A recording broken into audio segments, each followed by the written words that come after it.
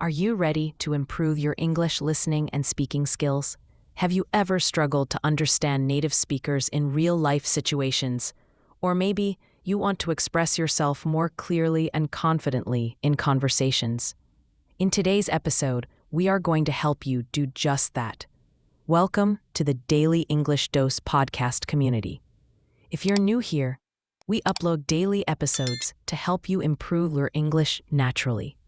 In this episode, you will hear real-life stories with useful vocabulary and expressions. Listening to these stories will help you understand English in everyday situations, and by repeating the phrases, you will improve your speaking skills too. Let's start with a simple question. Have you ever had a moment when you misunderstood someone in English? Imagine ordering food at a restaurant, but the waiter doesn't understand what you're saying, or talking to a coworker, but missing an important detail in the conversation. These situations can be frustrating, right? Let me tell you a personal story. A few years ago, my friend Ali traveled to New York for the first time. He was excited but nervous about speaking English on his first day. He walked into a small cafe to order breakfast. He wanted a cant and a coffee, so he confidently said, "Can I have a croissant and a coffee, please?" But the cashier looked confused and asked, "Sorry, what was that?" Ali repeated himself, but the cashier still didn't understand. He started feeling nervous. Then another customer stepped in and said, "He means a croissant." Suddenly, the cashier understood. This moment taught Ali an important lesson. Sometimes pronunciation makes a big difference in understanding.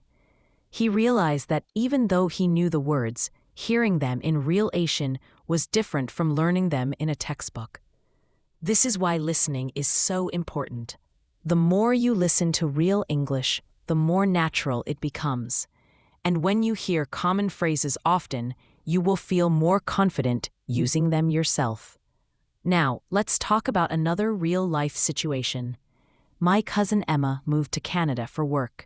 She spoke English well, but when she arrived, she had trouble following conversations. People spoke quickly, used slang, and sometimes even interrupted each other. One day, she had an important meeting, and her manager asked, "Can you touch base with Mike about the new project?" Emma was confused. What did touch base mean? She thought, should I physically touch something? Later, she found out that touch base means to check in or to discuss something briefly. This small phrase made a big difference in her understanding. After that, she started paying attention to idioms and expressions and conversations. So here's a tip for you. When you hear a new phrase, don't just memorize the meaning. Listen to how it's used in real conversations. Try repeating it aloud and using it in your own sentences. The more you practice, the more natural it will feel. Now let's think about your own experience. Have you ever been in a situation where you didn't understand something in English? Maybe you misheard a word, or maybe you weren't familiar with an expression. What did you do?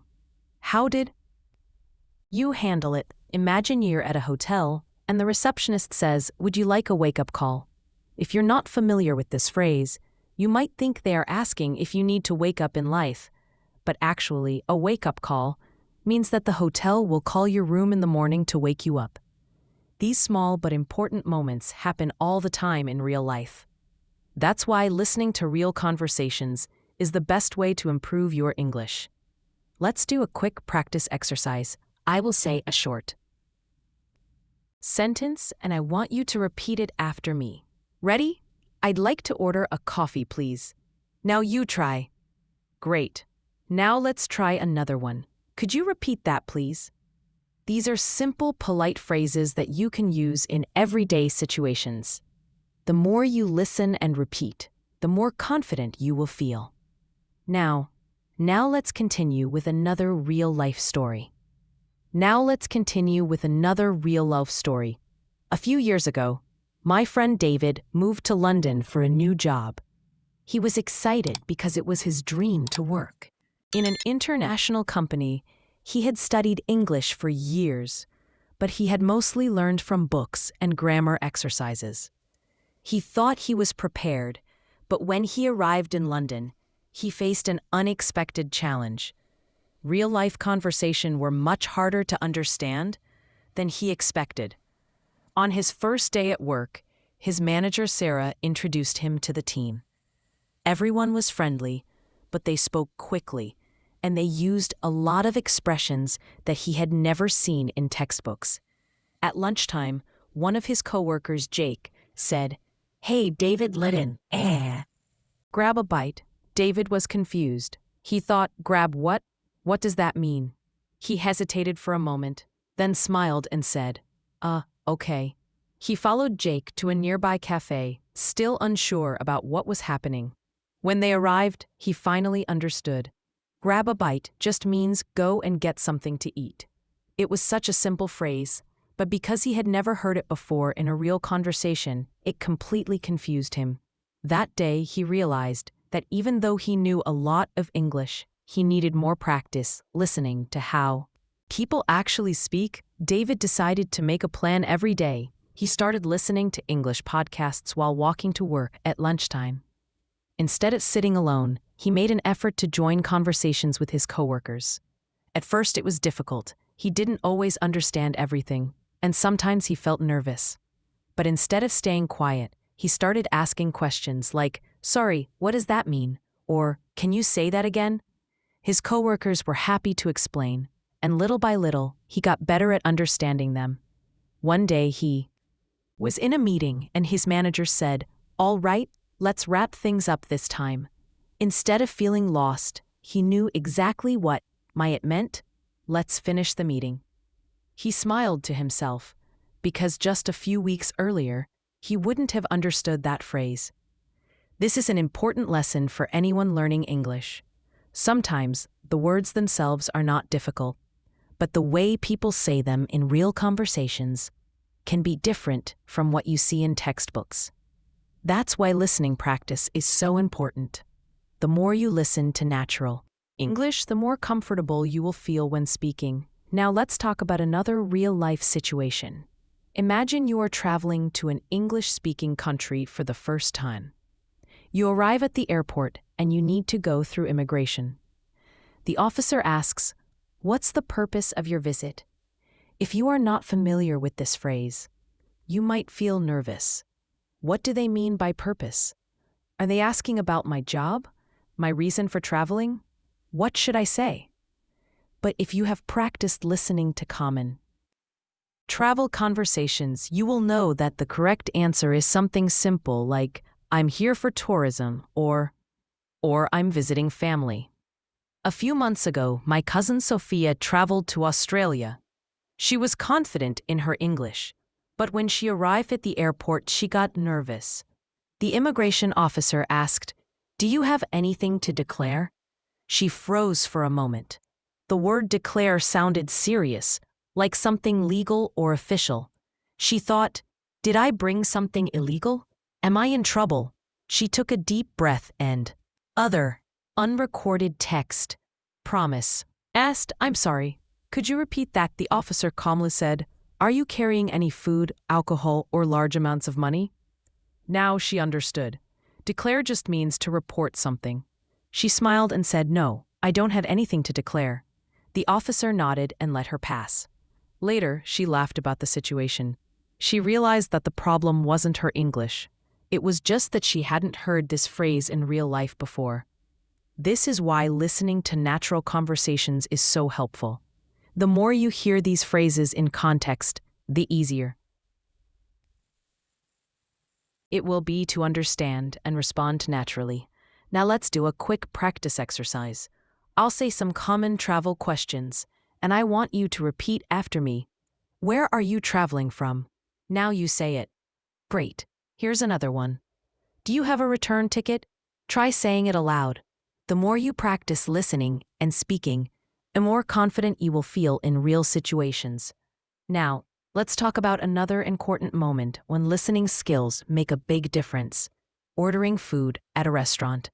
Imagine you are in a busy cafe in London. You walk up to the counter and the barista says, "What can I get you?" If you are prepared, you can simply say, "I'd like a cappuccino, please." But what if they ask for here or to go? If you are not familiar with this phrase, you might feel confused. A friend of mine, Mark, had this exact experience when he traveled to the US. He walked into a coffee shop and ordered a latte. The cashier asked for here or to go. He hesitated. He had never heard this phrase before. He guessed that to go might mean takeaway, so he said to go. Luckily, he was right, but at that moment, he felt nervous because he wasn't 100% sure. After that, he started listening carefully to how people ordered food and drinks. He noticed that in the US, people often say, "Can I get a?" instead of "I would like." He also learned that "that'll be" is a common way for cashiers to tell you the total price. For example, the cashier might say, "That will be $5.50. If you don't know this phrase, you might not realize they are telling you the price. But once you hear it a few times, it becomes natural. This is why real-life listening is so important. The more you hear these phrases, the more confident you will feel when speaking. Now let's practice. I'll say some common phrases you might hear in a cafe. Repeat after me. What can I get for you? Now you say it. Great. Here's another one. That'll be $5.50. Try saying it aloud. When you listen and repeat, your brain gets used to the sounds of English, and speaking becomes easier. Now let's continue with another real-life example. Let's continue with another important area where listening and speaking skills make a big difference. Making small talk. Small talk is the kind of casual conversation you have with people in everyday situations, like when you meet someone new or when you're waiting for a bus. It's a skill that can feel difficult at first, but once you practice it, it can become one of the most valuable ways to improve your fluency in English. A few months ago, my friend Maria, who is from Spain, moved to an English-speaking city for work. She had studied English for many years, but she was nervous about speaking with strangers, especially when it came to making small talk. She thought that small talk wasn't as important as knowing grammar and vocabulary.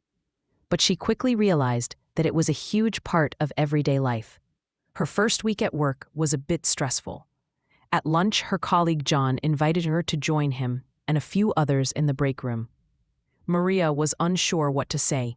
She didn't know these people very well, and she was afraid that she might say the wrong thing. When they sat down to eat, John asked, "So how was your weekend?" Maria froze for a second. In Spain, people often talk about what they did over the weekend, but she didn't know if she should share something personal or keep it simple. She finally decided to say, "It was good. I went to the park with my family." That was a safe answer, right? But then John smiled and said, "That sounds nice. What did you do at the park?"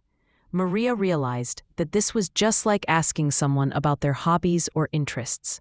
It wasn't a deep conversation. It was just a way to connect. Over the next few days, she became more comfortable with small talk.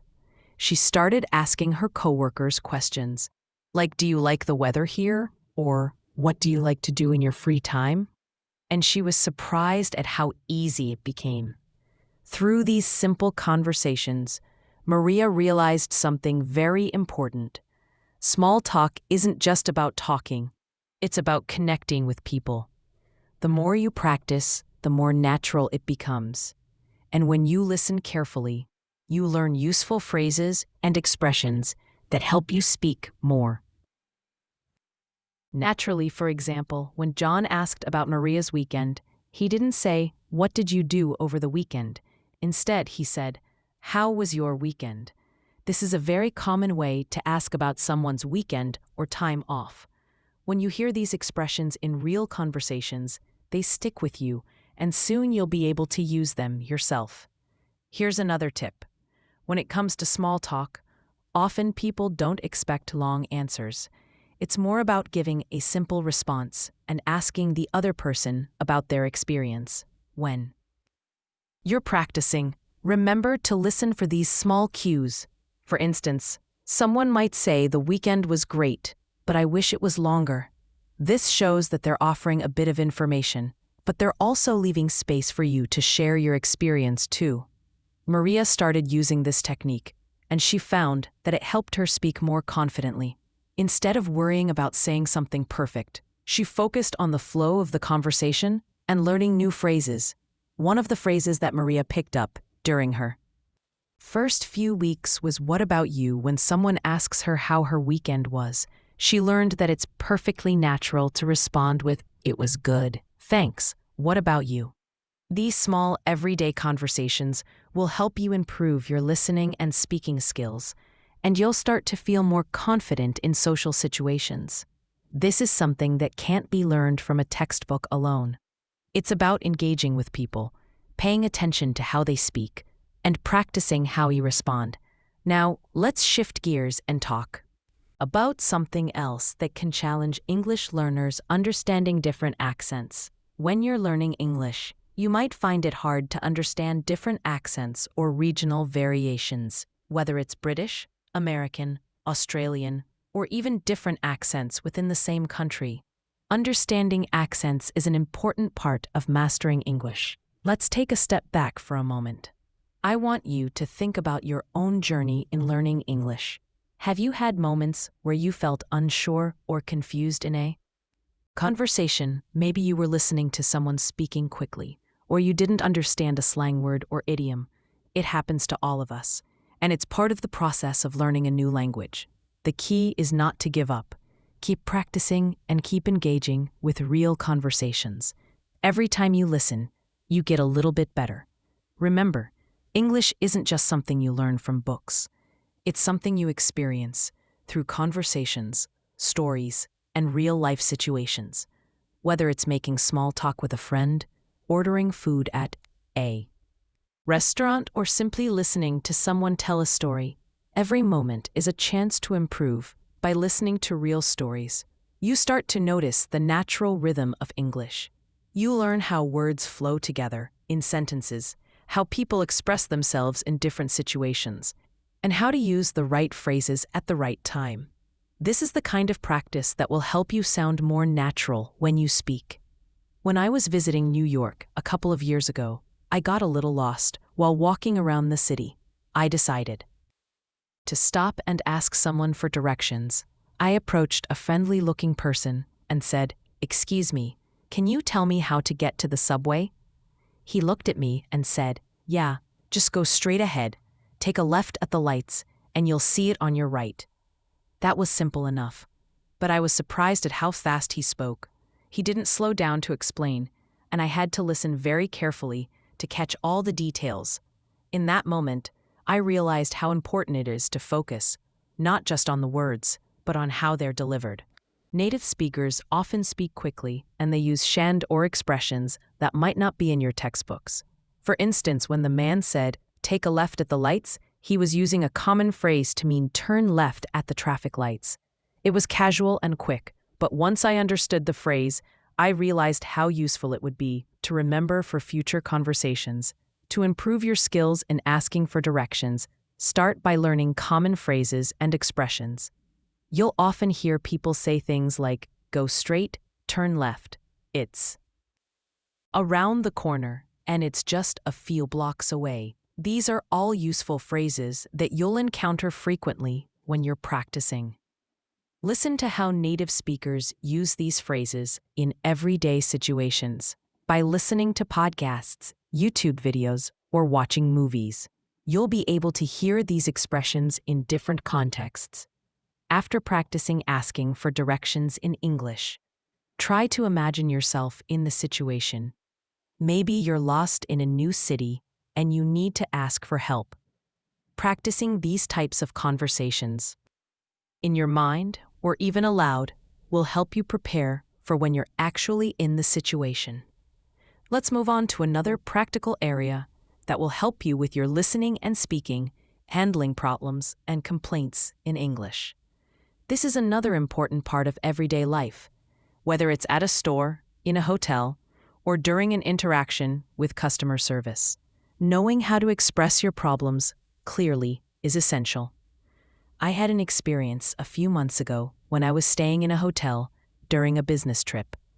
I checked into my room, but when I tried to use the Wi-Fi, it wasn't working. I called the front desk and said, "Excuse me, the Wi-Fi isn't working in my room. Could you help me?" The receptionist on the phone replied, "I'm sorry to hear that. Let me check and see what I can do." After a few minutes, she called me back and explained that the Wi-Fi was down in the building, but they would be fixing it soon. She was polite and apologetic reply, which made me feel better in this situation. I learned a few things that I want to share with you. First, when you have a problem, it's important to remain calm and explain the issue clearly. You can use phrases like, "I'm having trouble with," or "there's a problem with," to describe the situation. Second, if someone else is trying to solve the problem for you, you should listen carefully to their response. They might use phrases like, "Let me check on that for you," or "I'll have someone take care of it." These are polite ways to show that they're taking your complaint seriously. By listening to real-life situations like these, you'll be better prepared to handle problems in English. The more you practice these types of conversations, the easier it will be to stay calm and confident when something goes wrong.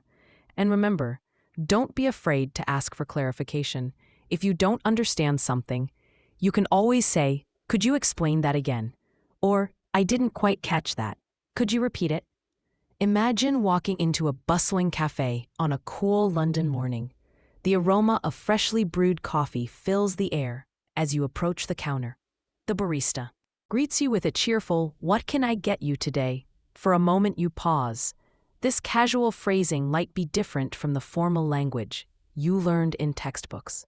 You reply confidently, "I'd like a latte, please." Then the barista adds, "That'll be $3.50. Would you like any pastry with that?" In that instant, you realize that real-life English is fast, friendly, and often informal. Now, take a moment and ask yourself, have you ever been surprised by the casual tone in a familiar situation? How did you respond when someone used expressions that you hadn't practiced in class? I remember one day when I was visiting a small cafe in Shoreditch. I had expected a polite formal exchange, yet the friendly, informal language caught me off guard in the best way possible. This taught me that adapting to different styles is key to understanding everyday conversation. To practice, try imagining yourself in that cafe. Visualize hearing, "What can I get you?" and responding with your order. Repeat these phrases aloud until they feel natural and become a part of your active vocabulary. Let's move on to another common scenario, asking for directions in a busy city. Picture yourself in New York City, surrounded by the hum of traffic and the chatter of pedestrians. A few years back, I found myself wandering the vibrant streets of Manhattan, trying to reach a well-known museum. I approached a local and asked, "Excuse me, could you please tell me how to get to the Metropolitan Museum of Art?"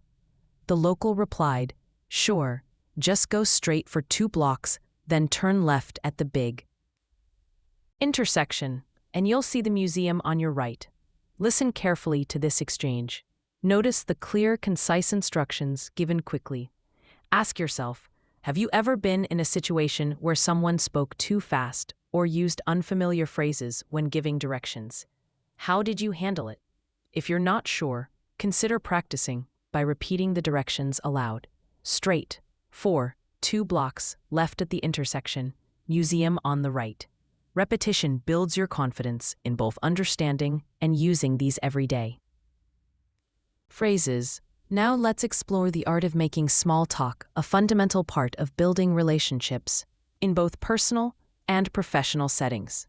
I recall an afternoon at a local community event in London where I met a gentleman named Alex. He started our conversation with a simple, "Lovely weather today, isn't it?" I responded, "Yes, it's a beautiful day. I love how the sunshine brightens everything." That simple exchange opened up a pleasant discussion about favorite outdoor activities, local parks, and weekend plans.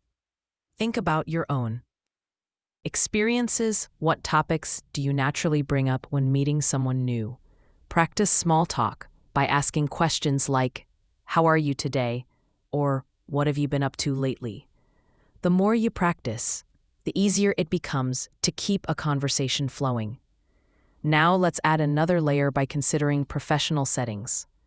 Imagine you're in a virtual meeting with colleagues from around the world. Your manager might say, "Let's circle back to that point later." At first, you might wonder what circle back means.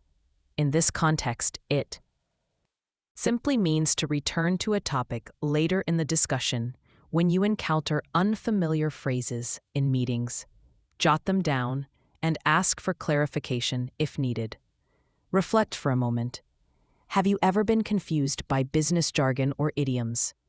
Practice by repeating phrases like circle back until they become second nature. Next, consider the challenges of phone conversations. Unlike face-to-face talks used solely on audio cues, I once made an important call to resolve an issue with my internet connection. The customer. Silence. Service representative John said clearly, "Can you please describe the problem you are experiencing?" I explained my connection keeps dropping and it's very frustrating. John replied, "I understand. Let me run a diagnostic test on your line." His calm, clear tone helped me feel at ease. Picture yourself in a similar situation and repeat phrases like, "Could you please repeat that?" or "I'm sorry, I didn't catch that." These exercises can prepare you for real-life calls where clarity is crucial. Now let's explore a situation many of us face when traveling. Imagine arriving at an airport in an English-speaking country. The announcements over the intercom might sound like, "Due to inclement weather, your flight will be delayed by 30 minutes. In that moment, you might feel anxious if you're not familiar with such phrasing. Later, when you ask a staff member, "Could you tell me what the delay is about?" they explain the delay is because of bad weather conditions. Consider practicing these scenarios at home. Repeat key phrases such as "flight delayed" and "inclement weather" until you feel comfortable using. Then another everyday conversation involves discussing hobbies and interests. Picture a quiet evening when you meet someone at a local event. They ask, "What do you enjoy doing in your free time?" You might reply, "I love reading, hiking, and trying out new recipes." This kind of conversation is a perfect opportunity to learn descriptive adjectives and expand your vocabulary. Think about your favorite hobby. What words would you use to describe it? Practicing these questions and answers builds not only your vocabulary, but also your confidence in sharing personal experiences. Let's engage in an interactive exercise right now. Repeat after me. How are you today? What have you been up to lately? The weather is really nice, isn't it? I'd love to hear more about that. Take your time with each sentence. Practice them until they roll off your tongue effortlessly. This kind of repetition builds muscle memory for natural conversation. Switching gears, let's delve into conversations at work, specifically handling meetings and presentations. I remember a meeting where our team leader said we need to finalize the project timeline by Friday. A colleague named Jessica then asked, "Can everyone please confirm their availability for a meeting on Thursday?" You might respond with, "I'm available on Thursday, and I'll send a calendar invite shortly." Reflect on this dialogue. Notice how clear, concise language is used to coordinate plans. If you work in a professional environment, practicing such exchanges can prepare you for real-life scenarios where accuracy and clarity are essential. Another memorable experience was during a business conference call. The host said, "Let's wrap up the discussion and summarize our key points." At that moment, I repeated the sentence in my head to make sure I understood. After the call, I reviewed the phrases, wrap up, summarize, and key points. These are common in professional settings. Ask yourself, how many times have you encountered these expressions in meetings? Now is a great time to practice them. Say them aloud until they become part of your working. At that moment, I repeated the sentence in my head to make sure I understood. After the call, I reviewed the phrases, wrap up, summarize, and key points. These are common in professional settings. Ask yourself, how many times have you encountered these expressions in meetings? Vocabulary. Let's consider a more challenging scenario in interacting with service providers. When something goes wrong. Imagine you've booked a hotel room and find that the Wi-Fi isn't working. You call the front desk and say, "Excuse me, the Wi-Fi in my room isn't working. Could you please help me?" The receptionist responds, "I'm sorry for the inconvenience. Let me check on that for you." This exchange uses straightforward language, but it's crucial to speak clearly and listen carefully. Think about how you would handle a similar situation. Practice these key phrases and consider recording yourself to see where you might improve. Now picture yourself in a local market in Australia. A vendor enthusiastically shouts, "This is a ripper deal." At first you might wonder what ripper means. Later you learn that it is Australian slang for excellent or fantastic.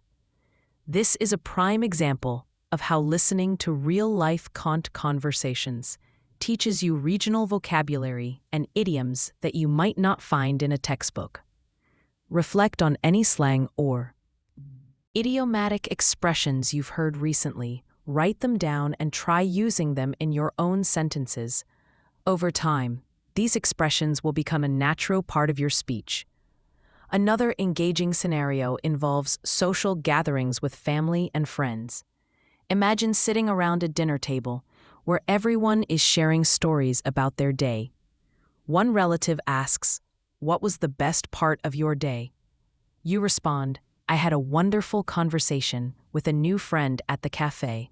This warm, informal exchange is common in family settings. Think about the simple yet powerful words you use during these conversations. Words like wonderful, enjoyable, and delightful. Practicing these expressions in a relaxed setting builds your confidence and reinforces your natural speaking style. Now let's talk about the role of digital communication in modern English practice. Email, instant messaging, and video calls have become part of our daily lives. For example, when writing an email for work, you might start with, "Dear Mr. Smith, I hope this email finds you well," and close with "Sincerely, Natasha." On the other hand, when texting a friend, you might simply write, "Hey, are we still on for dinner tonight?" Notice how the language shifts depending on the medium. Consider your own experiences with digital communication. Which style do you find most challenging? Practice both formal and informal writing to build a balanced skill set. Let's move on to a scenario involving cultural events.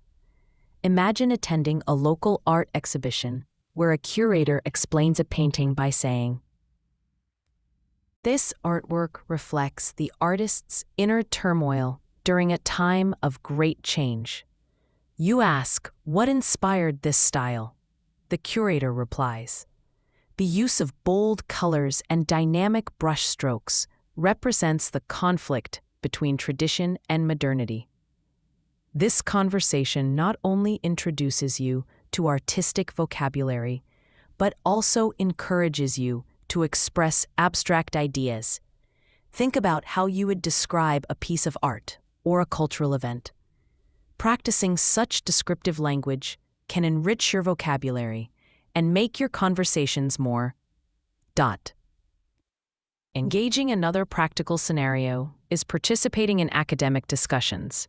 Picture yourself in a university lecture where the professor states, "Today, we will explore the impact of global warming on urban development." After the lecture, you ask, "Could you please elaborate on the strategies cities are using to combat climate change?" This type of dialogue requires both active listening and thoughtful questioning. Consider how you might summarize what you've learned in your own words. This practice reinforces your understanding and prepares you for future academic conversations. In addition to structured scenarios, spontaneous conversations are an important part of real-life communication. Imagine you're at a community park and you overhear a group discussing the latest local news. One person remarks, "The new park renovations have really transformed this area." You might join in by saying, "I agree, the improvements are fantastic. Have you noticed the new playground features?" These unscripted interactions offer a chance to practice impromptu speaking and active listening. Ask yourself, when was the last time you joined a spontaneous conversation? What strategies can you use to smoothly enter such discussions? Now let's explore a scenario that many of us face online: participating in discussion forums and chat rooms. In these digital spaces, language is often informal, filled with abbreviations and emoticons. You might see a post like, "Has anyone tried the new cafe downtown? It's lit." Even if the language is casual, it still provides insights into current slang and conversational style. Spend some time browsing online groups or forums in English. Observe the way people interact and try to incorporate some of these expressions into your own spoken or written communication.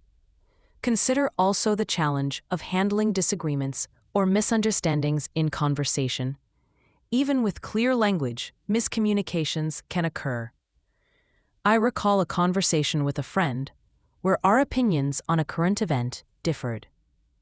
Instead of letting the discussion become tense, we said, "I see your point, but I have a different perspective. Can we clarify our thoughts further?" Using phrases like these helps keep the conversation respectful and constructive. Reflect on any disagreements you've experienced. What language could have helped smooth the situation? Practice using such phrases in role-playing exercises with a friend or recording yourself until they feel. Let's now shift to another rich source of language practice: storytelling. Telling your own story not only improves your speaking skills, but also makes your conversation more engaging. Imagine recounting a memorable day when everything went unexpectedly. Start with one day.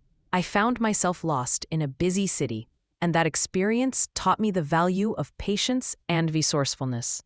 As you narrate, include vivid details. Describe the sounds, the sights, and even your emotions. Storytelling helps you organize your thoughts and express yourself in a structured manner. Think about a recent experience and try to narrate it in English. This exercise will boost both your vocabulary and your confidence in speaking. Interactive exercises are an essential part of this journey. I invite you now to repeat the following sentences with me, paying close attention to the natural rhythm and emphasis. "I appreciate your help. Could you please repeat that?" "I'm sorry, I didn't catch that." "That sounds interesting. I would love to join you."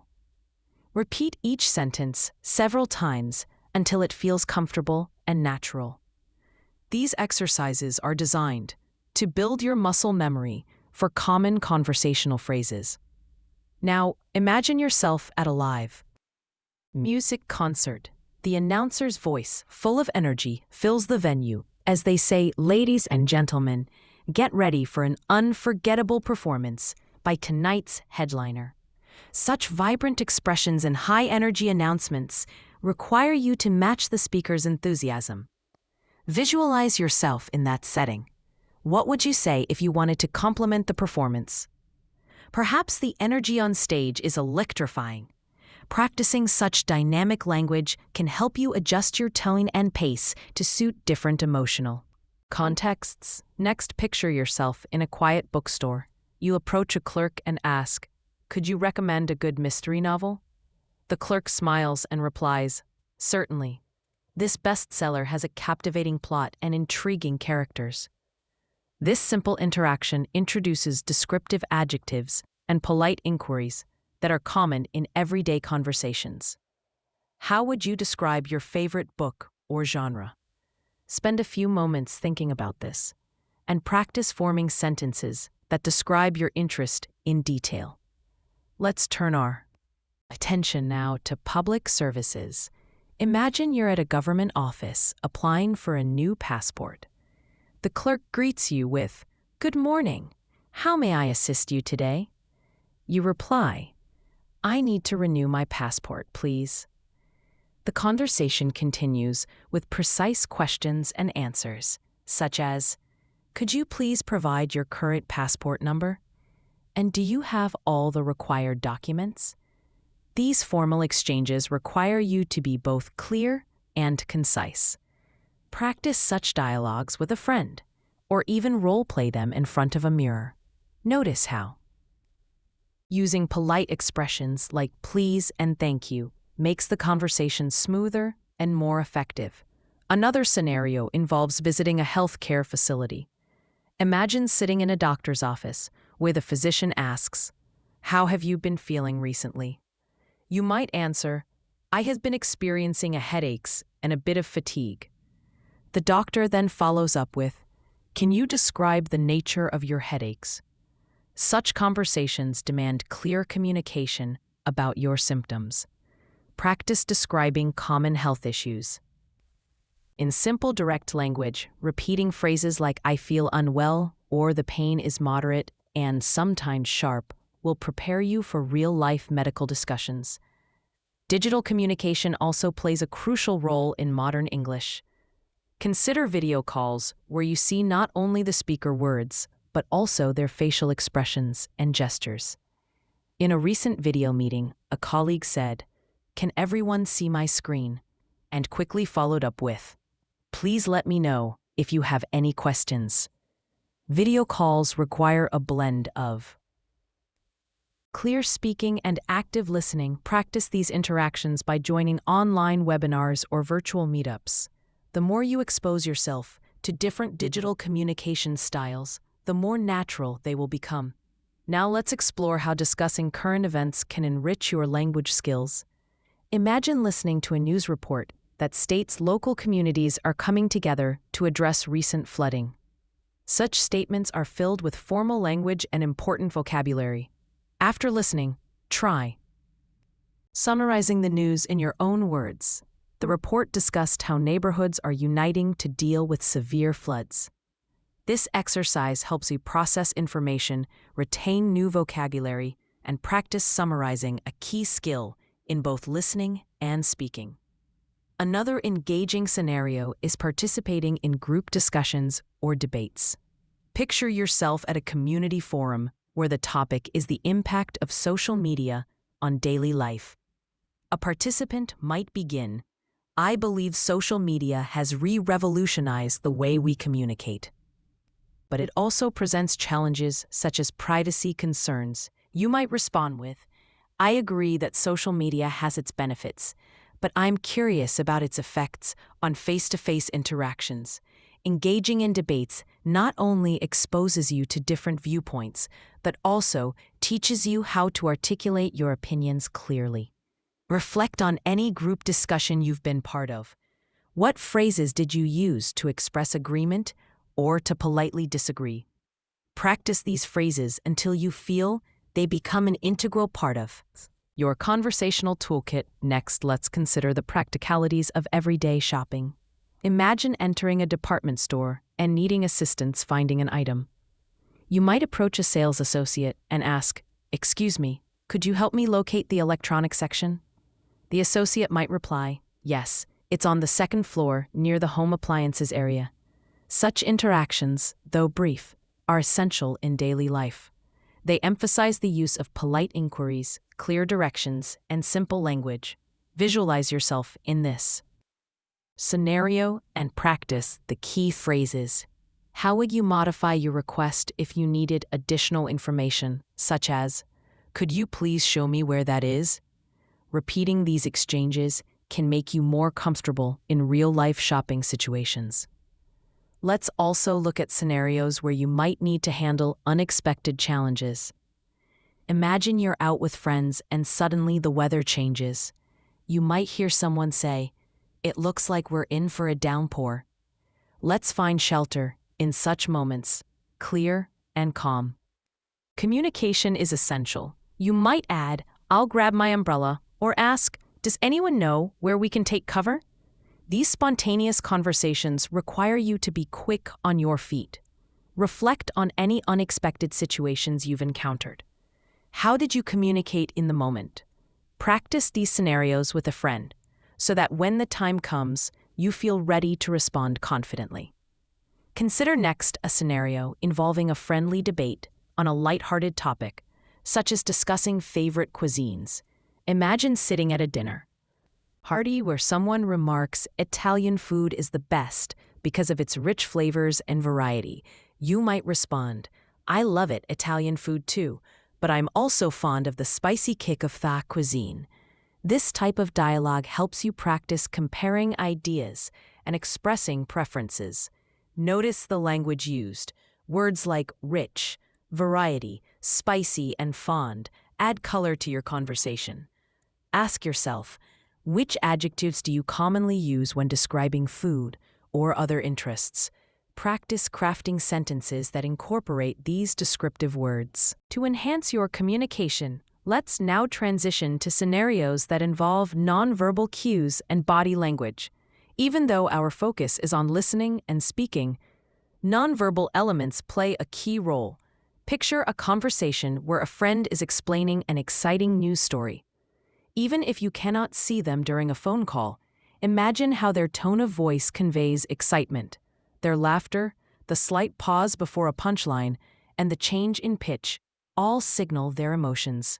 While practicing on your own, try to incorporate these elements, smile as you speak, and notice how your tone changes even without a visual. These subtleties make your speech more engaging and natural. We have now reached a point where each scenario builds upon the previous one, enriching your understanding of real-life English. As you continue your practice, remember that every conversation is a stepping stone on your journey toward fluency. The everyday interactions we've discussed, from ordering food and asking for directions to engaging in professional meetings, participating in cultural events, and even handling unexpected situations, each offer valuable opportunities to practice and improve your listening and speaking skills. Imagine your future self confidently navigating any situation, whether you're conversing with a stranger in a cafe or leading a meeting at work.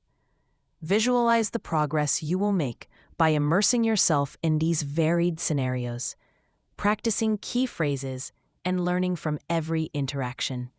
The more you expose yourself to natural, authentic English, the more intuitive your responses will become. Let's now explore even more nuanced interactions and advanced conversational techniques. Picture a lively dinner party hosted by a close friend. The host welcomes everyone by saying, "I'm thrilled that you all could join me tonight. Let's raise a toast to friendship and new beginnings." Conversations buzz around the table. Guests share stories about their day, debate current events, and reminisce about old times. In one corner, someone remarks, "This meal is absolutely delicious. A real feast for the senses." With another, a discussion unfolds about travel experiences and future plans. Notice the shift in language from casual greetings to more expressive, detailed narratives. How would you describe such an experience in your own words? Practice forming sentences that capture not only the facts, but also the emotions of the moment. Now consider another setting, a professional workshop where participants share innovative ideas.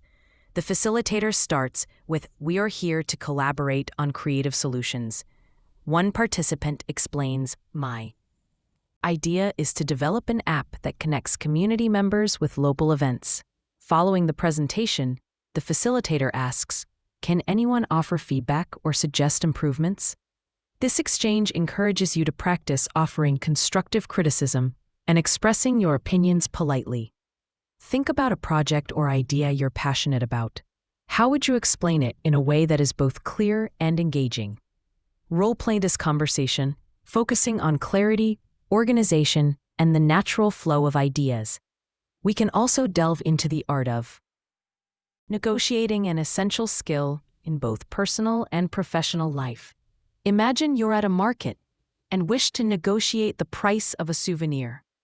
The vendor says, "This item is priced at $20. You might reply, "Could you do $15? The vendor might counter, "How about $18? Engaging in such negotiations teaches you to use polite language while expressing your needs. Practice using phrases like, "Would you consider?" or "Is there any possibility of a discount?" Such exercises not only build your vocabulary, but also prepare you for real-life bargaining situations. Next, envision a scenario in which you participate in a creative brainstorming session with colleagues. The atmosphere is dynamic and ideas flow freely. A colleague suggests, "What if we try a new marketing strategy focused on social media influencers?" You add, "That's an interesting idea. Could you elaborate on how we might implement it?" The discussion evolves with each participant, building on the previous idea. In these situations, it is vital to listen actively, ask clarifying questions, and summarize key points. Reflect on how you might contribute to such discussions. What phrases would you use to express agreement, request further details, or offer a new perspective? Practice these conversational tools until they become second nature. Imagine, too, the challenge of speaking with confidence during unexpected interviews or impromptu presentations. Perhaps you're at a networking event and someone unexpectedly asks, "Can you tell me about your work?" You might respond with a brief, confident summary. "I work in digital marketing, helping businesses connect with their audiences through innovative online strategy." This type of spontaneous speaking requires you to organize your thoughts quickly and express them clearly. Practice by preparing a few short introductions about yourself and your work. Repeat them until they sound natural and relaxed. We've covered scenarios from formal meetings and technical support calls to casual dinners and lively debates. Each example emphasizes the importance of active listening, thoughtful questioning, and clear expression. As you move forward, incorporate these techniques into your daily interactions, whether you're speaking one-on-one or in a group. Every conversation is an opportunity to refine your skills. Now consider integrating multimedia into your practice. Audiobooks, radio shows, and podcasts offer a wealth of authentic language exposure. I remember listening to a popular British audiobook narrated by an actor with clear, crisp pronunciation. I paused frequently to repeat sentences and mimic the intonation. Such shadowing exercises can dramatically improve your accent, rhythm, and overall fluency. Choose a short audio clip from a source you enjoy and practice shadowing it. Notice the subtle inflections and the natural pauses the speaker uses. Over time, you will find that your ability to understand and replicate these patterns will enhance your overall speaking proficiency. In addition to shadowing, consider engaging with language learning apps that offer pronunciation and listening exercises. Many apps feature interactive lessons where you can record your voice, receive feedback, and compare your pronunciation with native speakers. This kind of immediate feedback is invaluable for improvement. Ask yourself, which app or resource has helped you the most so far? If you haven't tried one yet, explore a few and see which fits your learning style best. We have now covered numerous scenarios, from everyday errands and social gatherings to professional environments and cultural events. Each situation is designed to immerse you in real-life English and build your confidence in listening and speaking. As you practice these exercises, remember that improvement comes gradually. Celebrate each small success and view mistakes as opportunities for learning rather than setbacks. Now, let's move on to exploring even more nuanced interactions and advanced techniques that build on everything we've discussed so far. Imagine engaging in a lively debate about current events with a diverse group of friends. One person might say social media has revolutionized communication, but it has also created challenges in maintaining genuine relationships. You could respond with, "I see your point, and I wonder how we can balance technological advancements with personal connection." What do you think are some practical solutions?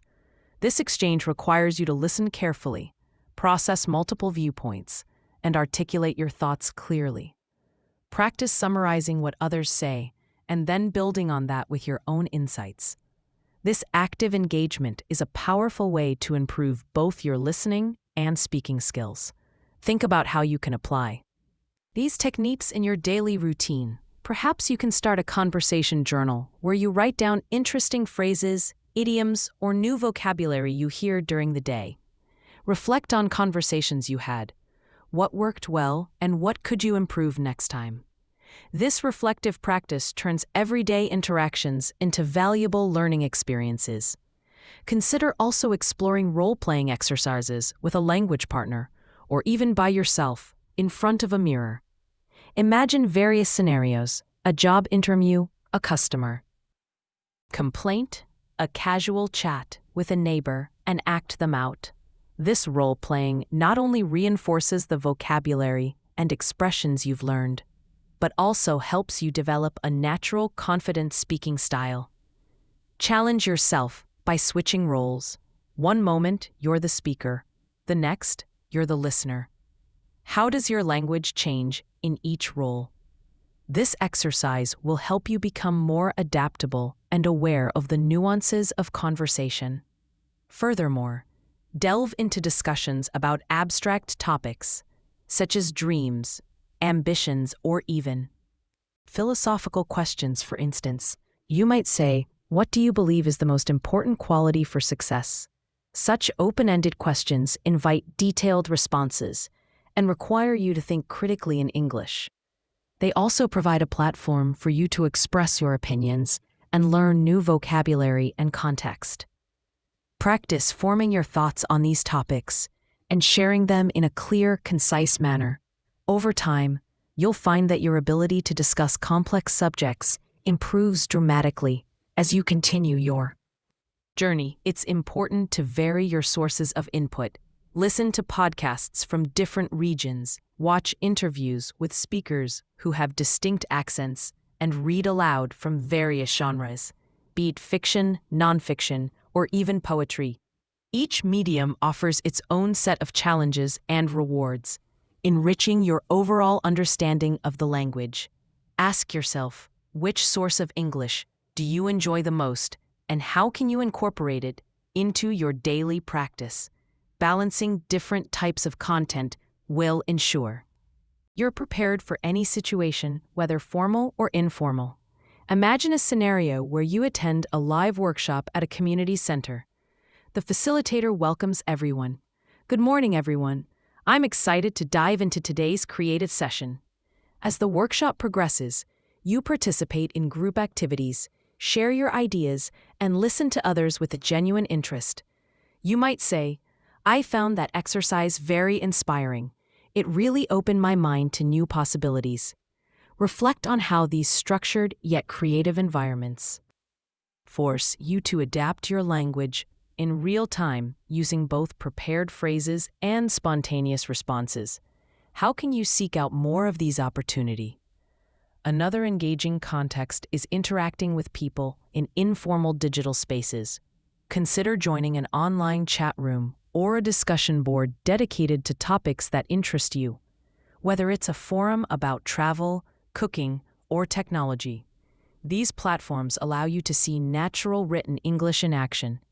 They also offer a less intimidating environment to practice your language skills, read through discussions, note down interesting phrases, and even contribute your own thoughts.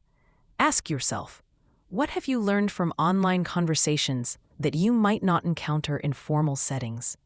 Embrace the diversity of language and use it as a tool to enhance your spoken English. Later, we have now journeyed through numerous scenarios and exercises designed to immerse you in real-life English. Each experience, from ordering coffee and negotiating prices to debating current events and storytelling, builds your ability to understand and respond naturally. Remember, every conversation you engage in is an opportunity to learn, and every mistake is a stepping stone to improvement. Keep challenging yourself, keep practicing, And most importantly, keep enjoying the process of learning. So imagine you're stepping into the world of English conversation. You might be feeling a little nervous or unsure of how to express yourself in a new language, but that's perfectly normal. Every time you try, you're improving your skills and getting better at understanding how English works when it comes to speaking English confidently. It's not about being perfect. It's about being clear and feeling comfortable while you're communicating. Let's go ahead and look at how you can start by practicing small, everyday phrases that will help you build up your confidence. These are things that you can use in almost any situation. Whether you're at the store, meeting a new person, or just talking with friends. For example, when you're introducing yourself to someone, you can say, "Hi, my name is your name. Nice to meet you." This simple sentence might seem easy, but it's a great way to start practicing your pronunciation, tone, and timing. Another great sentence to know is, "How are you today?" It's a friendly, welcoming way to start a conversation. When people ask you how you're doing, just respond with something simple, like, "I'm doing well, thank you," or "I'm good, how about you?" This is an easy way to keep the conversation going and show that you're ready to talk. Next, let's talk about how to express your thoughts clearly. You don't have to use long or complicated sentences to be understood. In fact, sometimes simple sentences are the most effective. For example, if someone asks you what you did today, you could say, "I went to the park," or "I worked on a project." Keeping things clear and to the point helps your listener understand you better, and also makes you feel more comfortable as you speak. One of the challenges when learning a language is understanding how to react in different situations. Sometimes it can be tricky to know what to say next in a conversation, especially if the topic changes quickly. The key here is to listen closely to what the other person is saying. If they ask you a question, try to respond in a way that shows you're interested. You can say things like, "That sounds interesting," or "I never thought of it that way." These simple phrases show that you're actively listening, and they help you build a stronger connection with the other person. If you're not sure how to respond, don't worry. It's okay to take a moment to think before you speak. A good way to give yourself some time to think is by saying, "Let me think about that for a second." This phrase buys you a little time to gather your thoughts and gives you the confidence to respond more thoughtfully. When it comes to speaking English in more formal settings, like a job interview or a meeting, you might want to use slightly different phrases, but the idea is the same. Be clear, concise, and confident. For example, instead of saying, "I like this idea," you could say, "I believe this is a good point." Approach this makes your statement sound a little more formal, but it still communicates the same thing. Remember, the key to speaking confidently is to practice regularly. You don't have to wait for a special occasion to practice your English. You can practice every day, even if it's just for a few minutes. For example, you could practice your English while you're doing everyday tasks, like shopping or cooking. If you're at the grocery store, try to read the labels on the products in English, or practice saying the names of things you're buying. You can also practice English with your friends or family by talking to them about your day or asking them about their plans. One of the best ways to practice speaking English is by using apps or language exchange programs. These can help you practice with other learners or even native speakers. If you're not sure where to start, you can look for online communities where people help each other practice speaking English. There are lots of people. Another great tip is to listen to English podcasts, watch TV shows, or read books in English. When you listen to English being spoken, you'll start to hear common phrases and expressions that you can use in your own conversations. Try to repeat the phrases you hear and practice saying them aloud. This will help you get used to the rhythm and flow of the language. Don't forget to celebrate your progress. Every time you have a conversation in English, it's a step forward. Even if you make mistakes, that's okay. The most important thing is that you're learning and improving. The more you practice, the easier it will get. And soon enough, you'll be speaking English more naturally and confidently than ever before. Another important part of building confidence in speaking English is finding topics that you're passionate about. If you're excited about a subject, it will be easier for you to speak about it. For example, if you love sports, you can practice talking about your favorite teams or players in English. If you enjoy cooking, you can practice describing recipes or talking about your favorite dishes. When you talk about things you enjoy, you'll feel more, nothing, confident and motivated to keep learning. But what if you don't feel like you have much to talk about? That's okay too. You don't always have to have a big story or an interesting topic to share. Sometimes it's just about having a casual conversation.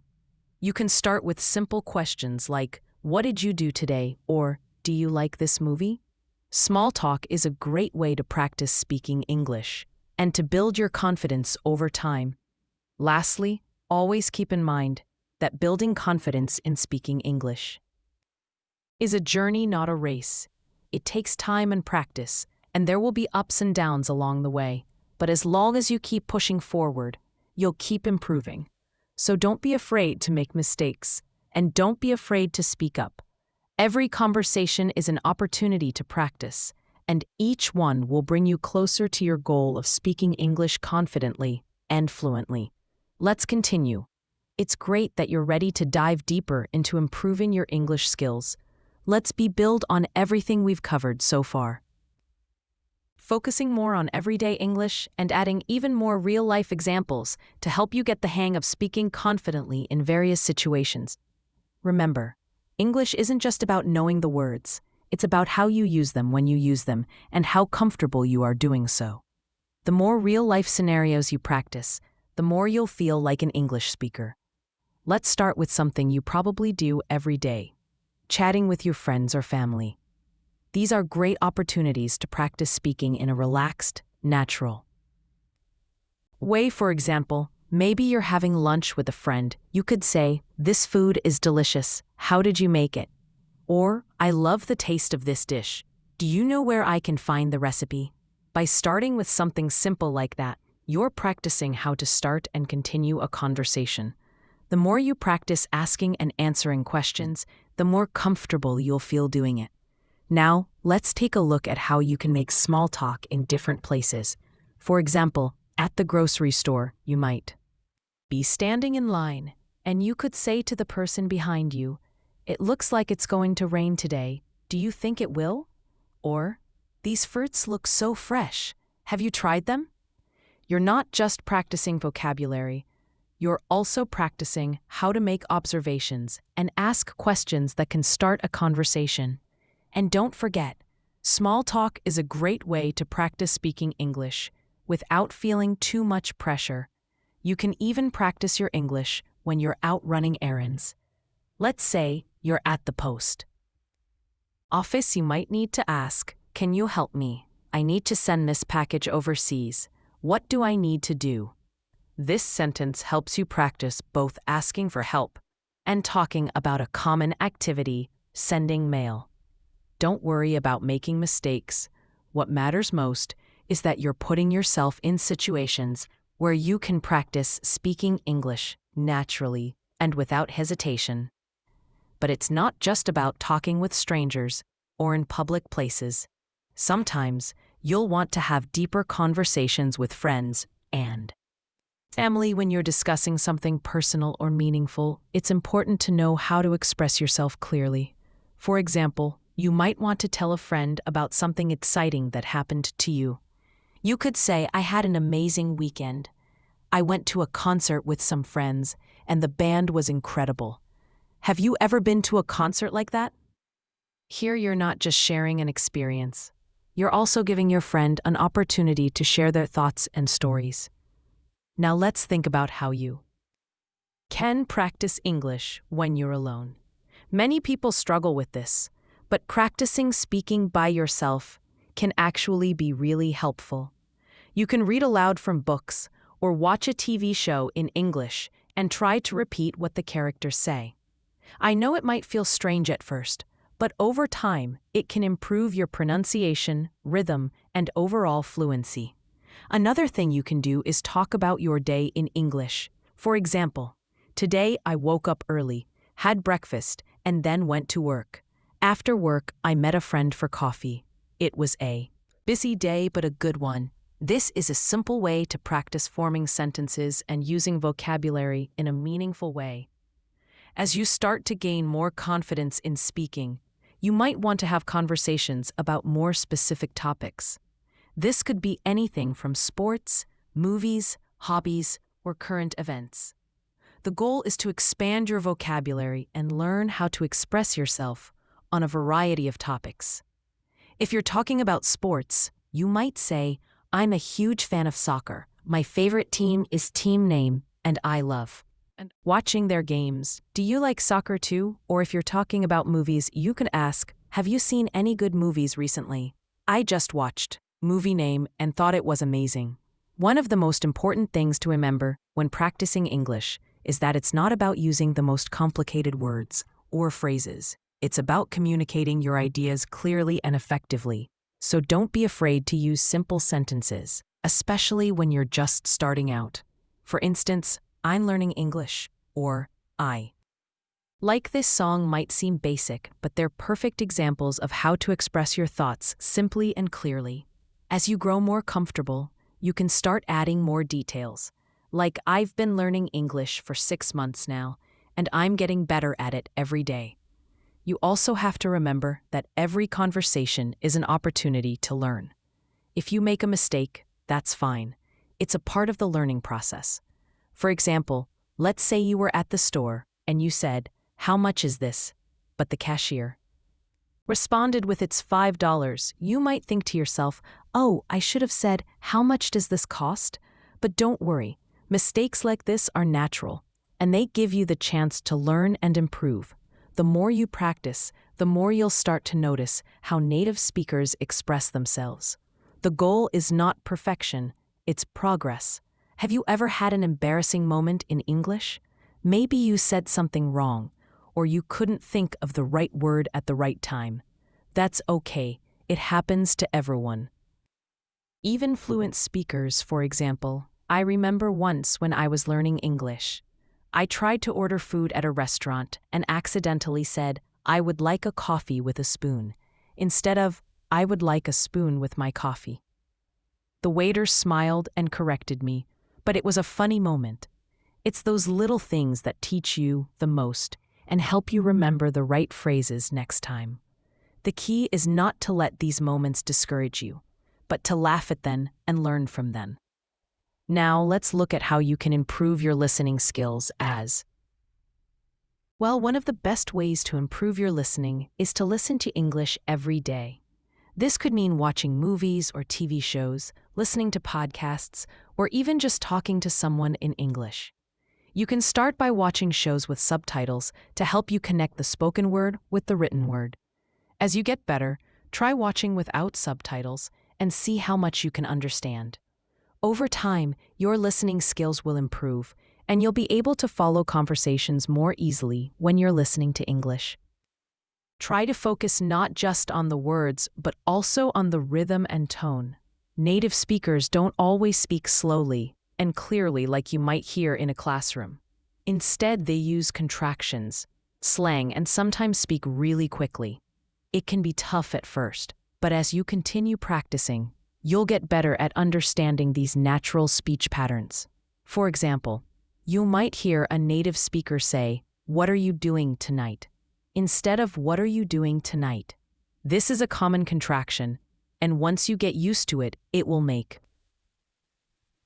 listening to English much easier. One great way to practice is by listening to conversations between friends or family. For example, if you're watching a show and two characters are having a conversation, pay attention to how they respond to each other. Notice the questions they ask and how they show interest in each other's answers. You can even pause the video and repeat what they say to improve your pronunciation and sentence structure.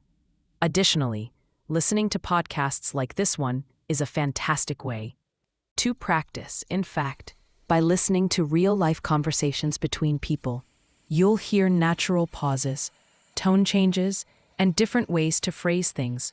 Over time, this will help you become a more confident speaker and listener.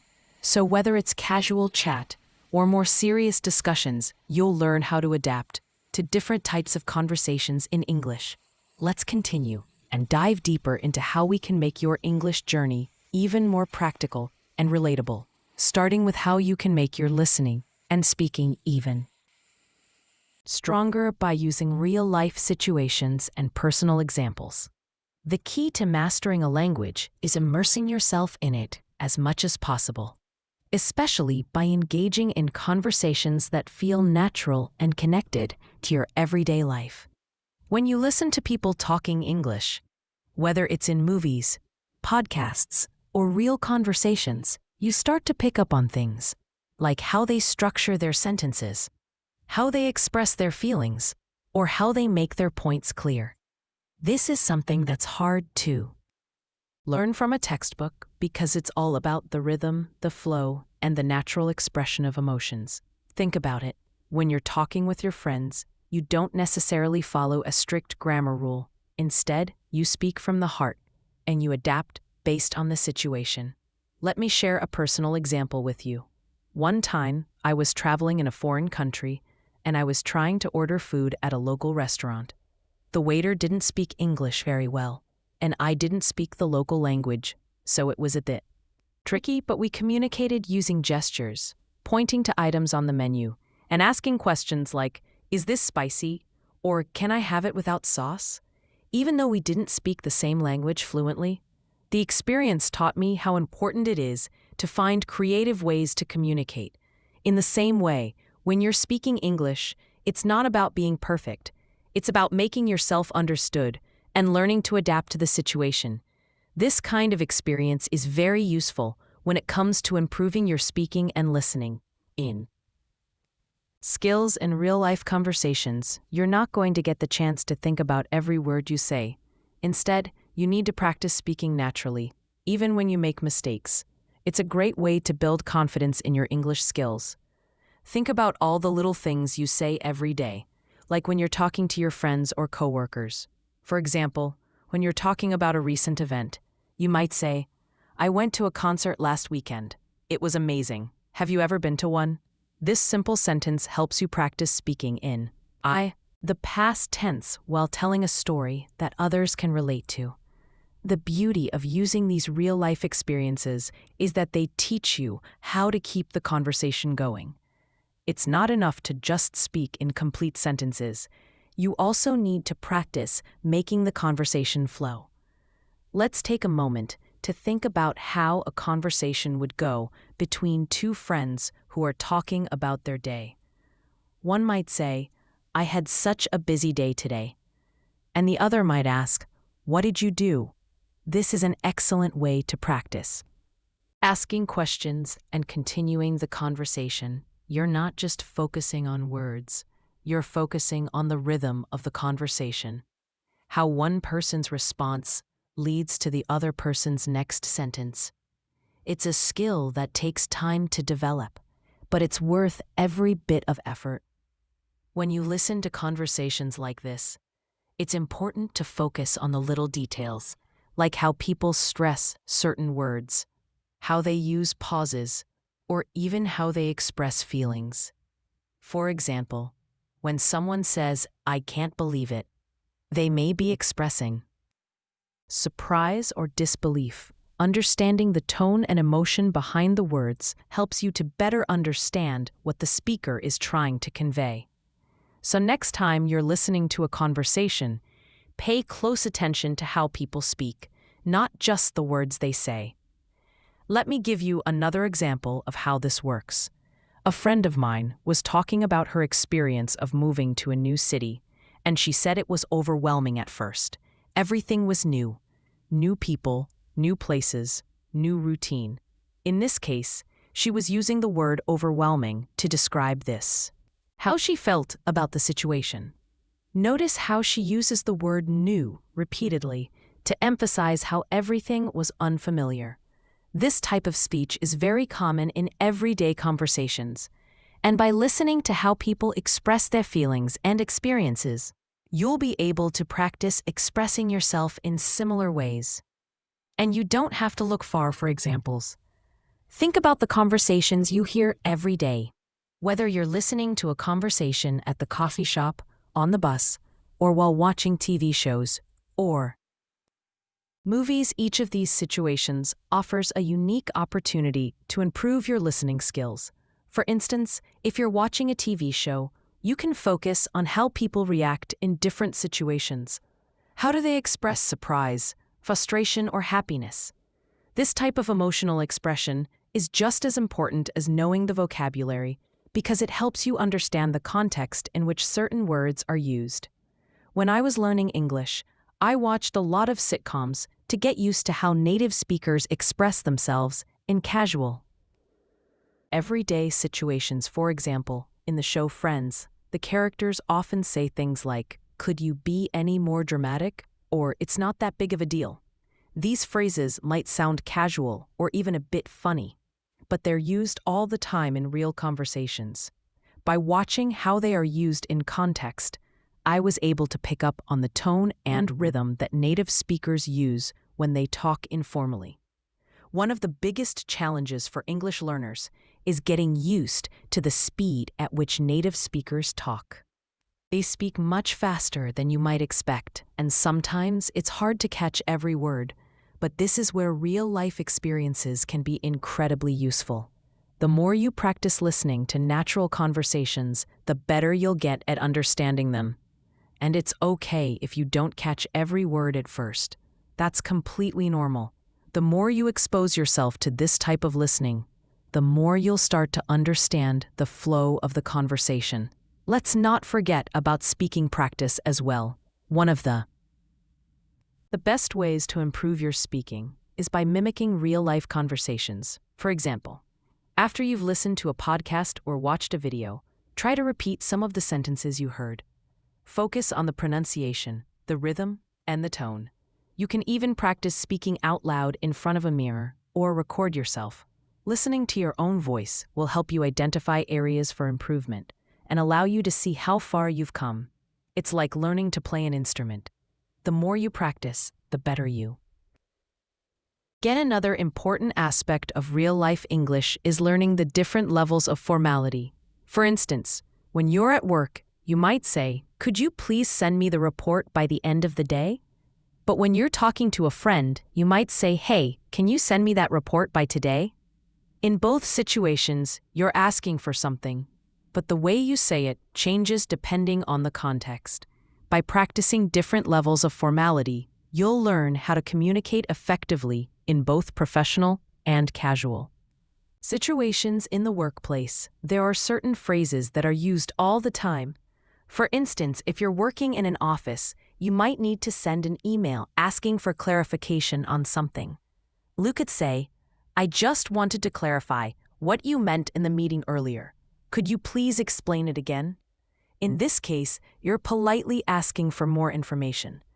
This is a great example of how to practice using formal English in a professional context.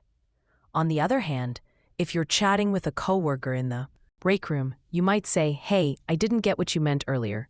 Can you explain it to me?" This is less formal, but still clear and polite. Finally, let's talk about one of the most powerful ways to improve your English: practice. The more you practice speaking and listening to English, the more confident you'll become. You don't have to be perfect. What matters most is that you're putting yourself out there, engaging in conversations, and making progress every day. The more you practice with real-life situations, the easier it will be to speak, nurture, and understand others.